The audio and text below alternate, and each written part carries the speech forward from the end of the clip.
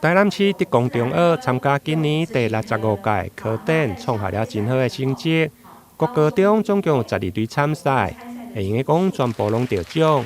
其中国中组更加得到数学科的第1名，团体总成绩第2名，甲着最佳的创意奖。而高中组嘛旗下工程，甲着资讯学科等奖项。今年114年台南市的第65届科展。那我们台南德光中学有6组参展，6组全部都获奖。那成绩最好的是我们的数学科，我们获得的第1名。好，那数学科其实呢，我们有3组参赛，也都分别得到第1名、第3名跟佳作。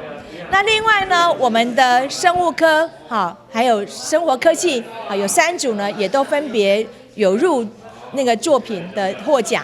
好，这是非常难得的。好，因为在高中组的时候，我们也是有6组参赛。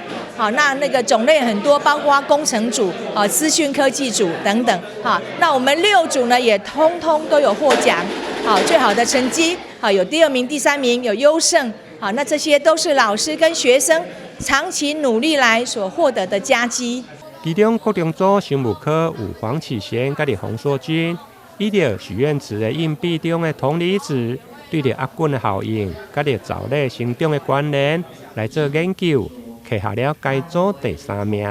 许愿池里面它的铜物质会影响到这些藻类，所以许愿池才会那么清澈。然后公园里的水池里面都没有硬币，所以让藻类繁殖得很旺盛。我们不但做藻类的实验，还做一些植物的实验，就是铜离子不但可以影响藻类的增长，也可以影响它植物根尖顶芽它的生长。另外，各中组伫生物甲应用科学，毛同学依着注音符号、拉米的左右，开发设计，甲着抽牌的分析，摕下了该组第2名，甲着最佳的创意奖。而且还得到出版社做出线顶的游戏版。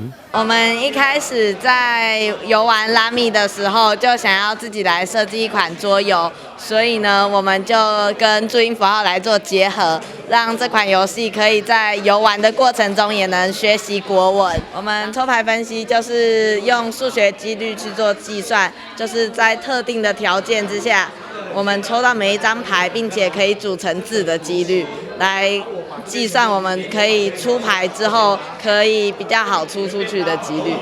德光中学伫校长、甲着各科老师以及科展的指导老师的带领，伫今年台南的科展，会讲创下上好的成绩。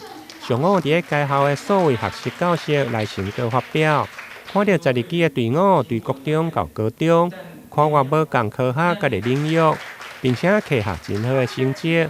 嘛，互老师甲着学生拢感觉相当的欣慰甲感动。台南新闻联跟采访报道。